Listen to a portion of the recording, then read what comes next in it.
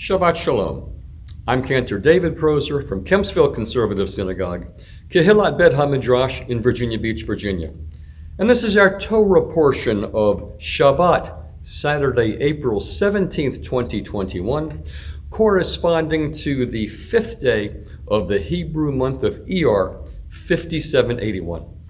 We thank Rabbi Joseph Prauser, Rabbi Adam Rosenbaum, Rabbi Paul Kaplan, Rabbi Joyce Newmark, Dr. Alan Cooper, and the United Synagogue Torah Spark series for their various teachings and publications on this week's Parsha.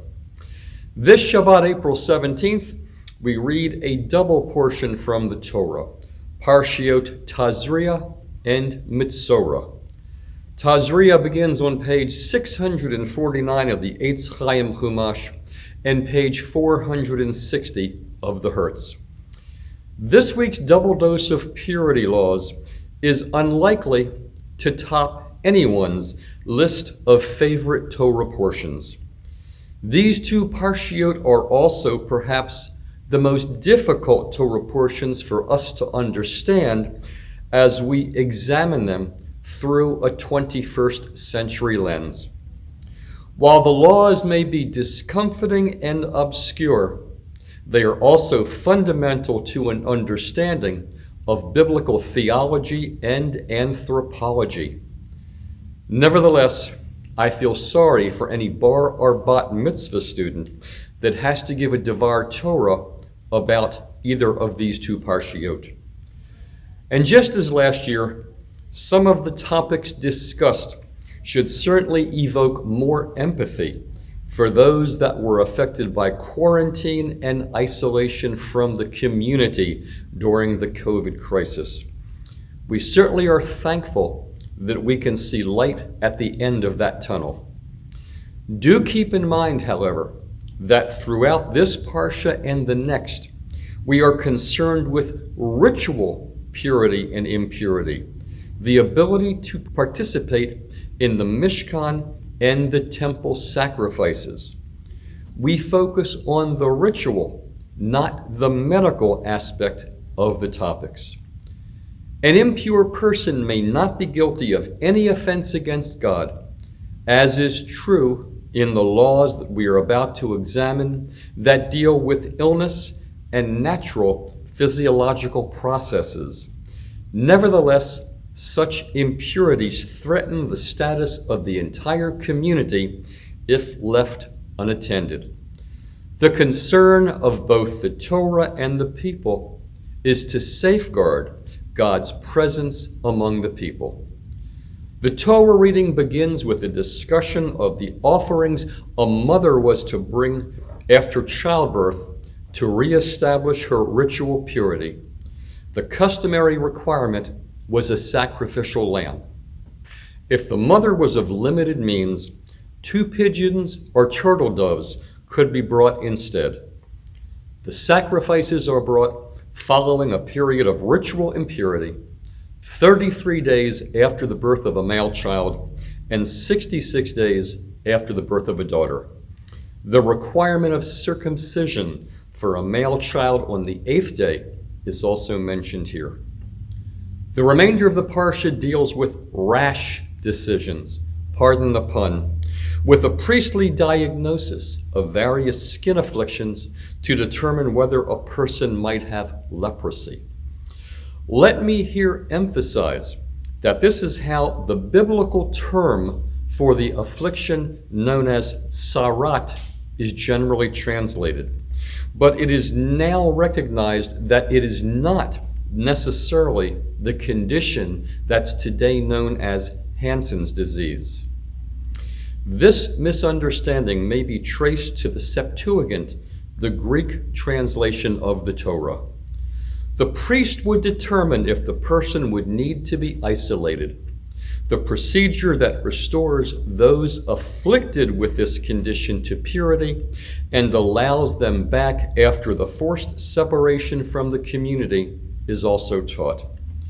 An Israelite declared leprous must rend his clothing, uncover his head, cover the upper lip with a veil or a mask, and call out, "Unclean," unclean. This self-stigmatizing proclamation, quite in keeping with the mournful nature of the accompanying rituals, serves to warn fellow Israelites not to approach for fear of immunological or ritual contamination, according to Rashi. Another interpretation from the Talmud, Tractate Chunim, page 77b, is, "He shall make known his affliction so that others may pray for him." The Parsha goes on to discuss the priestly identification and purification or destruction of clothing and fabric affected by tsarat, wool, linen, and leather. The second Parsha, Metzorah, beginning on page 660 of the Eitz Chaim Chumash and page 470 of the Hertz, continues the laws of ritual impurity begun in Parshat Tazria. The Parsha opens with God instructing Moshe how the priest should help reintegrate the recovered person into the community. God explains that the priest should go outside the camp and see if the affliction has been healed. Chapter 14 includes a priestly ritual manual for the diagnosis of tsarat, various forms of skin disease, again, usually translated as leprosy, but the rabbis felt that this condition was not merely physical, but spiritual, caused by gossip. The mechanisms by which a person so afflicted may regain a state of ritual purity and be readmitted to the mainstream of the community are described. The details include sacrifice, shaving of bodily hair, sprinkling of blood and oil, and the immersion of the person in water. Sefer HaChinuch, quoted in the Eitz Chaim Chumash, says the leper who bathed his body in water was not simply cleansing himself. The bathing symbolized rebirth and recreation. While this ceremony might strike us as odd, messy, and inaccessible to our modern mindsets, Rabbi Melissa Crespi suggests that even today, a ceremony of recovery for those who survive a life-threatening disease could be a meaningful way to welcome them back into the community. The recovery sacrifice included the slaughter of a single bird and the freeing of a second, which seems to prefigure the Yom Kippur ritual of the scapegoat, to be found in next week's Parsha, Acharei Mot, and also read on the morning of Yom Kippur. Chapter 15 explores the laws of ritual purity in detail as they pertain to bodily discharges, both normal and those deemed abnormal as a sign of illness. The effect upon a person of contact with such an impure discharge or with certain inanimate objects, such as fabric, earthenware, or bedding, is also detailed, and so is the effect of contact with the bodily fluids themselves. The Parsha also addresses forms of tsa'arat that appear in building stones and plaster, house leprosy, possibly meaning mold, mildew, or fungus. This part of the law would only apply to houses built after the Israelites settled in the Promised Land. The householder is required to talk to a priest who will order the home to be emptied of its contents.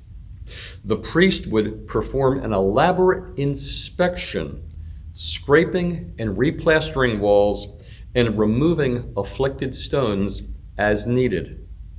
In extreme cases, after a second inspection, the house could be razed. The Haftorah for this week is from the book of 2 Kings, chapter 7, verses 3 to 20, found beginning on page 675 of the Eitz Chaim Chumash and page 477 of the Hertz. It tells about an incident in the life of the prophet Elisha during the siege of Samaria. It's a story of reversals. Lepers, the outcast of society, become heroes. The invincible army of Aram disappears overnight. The besieged, starving city of Samaria is rescued by a surplus of food.